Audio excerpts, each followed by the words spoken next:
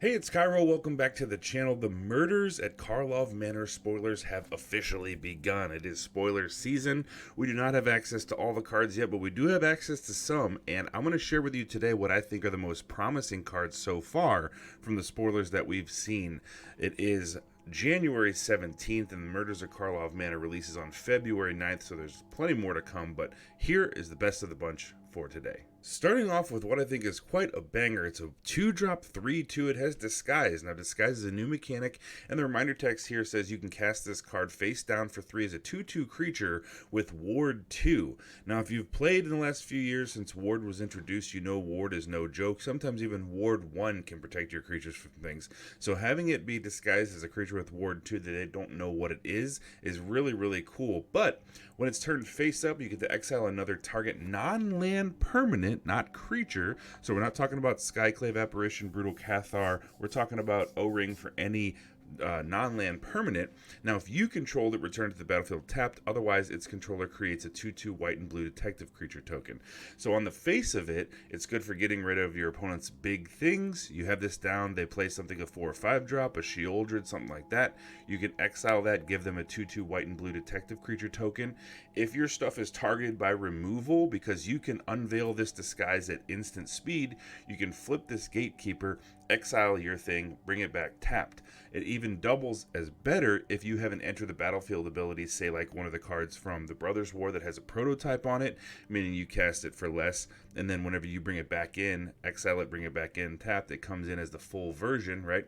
So there's tons of ways that you can play with this, and what I really like about this card is the Gatekeeper can both take away from your opponent's board state, it can also save your creatures from removal, and then if you just have a non-land permanent that you want to flash back in and get that enter the battlefield effect back on it, you can do that. So I think the Gatekeeper is really good. And the base stats are not bad either. 2/2 Ward 2, flipping into a 3/2 for 2. Not bad. Next, I want to look at Assemble the Players. Now, this is a 2-mana enchantment. You may look at the top card of your library at any time, and once each turn, you can cast a creature spell with power 2 or less from the top of your library. So, when you first look at this card, what you're thinking probably is, Cairo, the 2-drop slot in any aggro deck is super important. The 2-drops where your bread and butter is. The 2-drops, win you the games, basically. But I will say this. This is at least a sideboard in aggro decks where you're facing opponents with a lot of board wipes. You play this on turn 2 as a little bit of insurance. As long as it doesn't exile all non-land permanents, meaning it just wipes your creatures, you can rebuild your board state pretty quickly with this. Now, on the flip side, if you're playing control, there are a ton of little 1 toughness, 2 toughness creatures. Like there's a dog from Kamigawa Neon Dynasty that draws you a card. There's little creatures that have discard abilities when they come in. So the brewing potential of this card, I think, is very strong.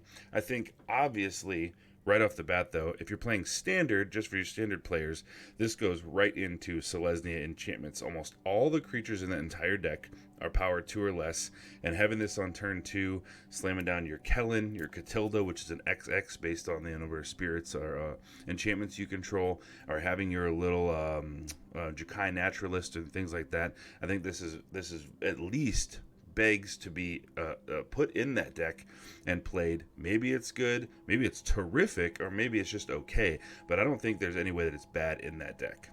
Now, I've got more rares and mythic rares coming, but I want to take a step back here and go to common, because I don't want to just pull every mythic rare and be like, these cards are good. Obviously, they're mythic rares. Some are bad, some are good, but they're more likely to be good. Extract Confession, I think, is a pretty good sideboard card at the least, and in some situations, main deckable. It is a 2-mana edict, so your opponent sacrifices a creature, but you can do this new mechanic called Collect Evidence 6. Exile cards with total mana value 6 or greater from your graveyard. If evidence was collected, each opponent sacrifices a creature with the greatest power among creatures they control.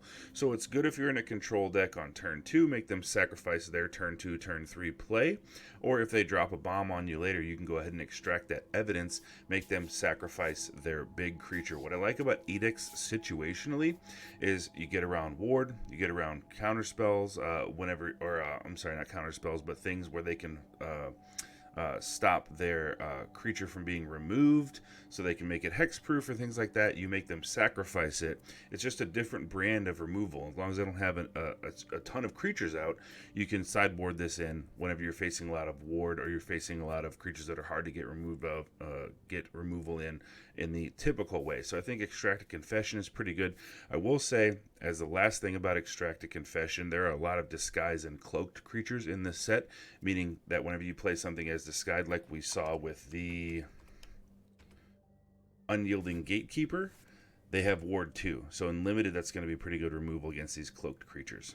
Next up, I think this card is really impressive. Aurelias Vindicator. It's a 4-mana 4/2 angel with flying, lifelink, and ward 2. Now, if you just take that without any of the other text, a 4/2 is very aggressive, flying is good, ward 2 makes it hard to remove, and having lifelink matters sometimes it doesn't. But you also have this disguise, which is 4 mana and X, and when it's turned face up, exile up to X other target creatures from the battlefield and or creature cards from graveyards. And whenever it leaves the battlefield, return the exiled cards to their owner's hands. Now, if you were like me, you have to read this kind of again, especially that last line of text. Return them to their owner's hands, which makes this brutal. Because you look at this and you go, I'm going to take a bunch of their creatures, but if they remove the Vindicator, then they get all their creatures back. But they don't get it back to the battlefield, which means you're setting them up at a huge tempo loss if you take 3 or 4 of their creatures, and you're able to flip this because they have to recast all that stuff. Also, you can play this as insurance. Maybe you have something that died earlier in the game that you really want to get back, something like a powerful Sheoldred for 3 or 4, 5 drops, something like that. Bring it out of your graveyard, they kill this, it goes back to your hand. So I think this is a really good card design here, making it aggressive, but then if you get into the disguise ability of it, control has use for this thing too, especially because it comes in disguised as a creature with ward 2 on it. So I really like this card design, and I think it's going to be a pretty powerful card for multiple different deck archetypes. Next up, we have Intrude on the Mind. In typical blue fashion, this is a 5-mana instant. We love our instants to be blue, or we love our blue spells to be instants, I should say. Reveal the top 5 cards of your library, separate them into 2 piles, so they're revealed to the opponent when you do this. There's no secrets. An opponent chooses one of those piles, you put that pile into your hand, the other into your graveyard. Create a 0/0 colorless Thopter artifact creature token with flying and put a +1/+1 counter on it for each card put into your graveyard this way. So you might have to read this a couple times. I did. I'm like, okay, so how do I do this? And it reminds me a little bit of Liliana of the Veil's Ultimate. Some people have said fact or fiction. So you basically, they can give you the good pile, or they can put the good pile in your graveyard and you get a token out of it. And either way, worst case scenario, you get 4 of the good cards you chose and you get like a little 1/1 chump blocker that's a flyer. Or if they want to give you fewer cards, you maybe get that, you put 1 card in 1 pile, make them put 4 into the graveyard, get yourself a 4/4 flyer.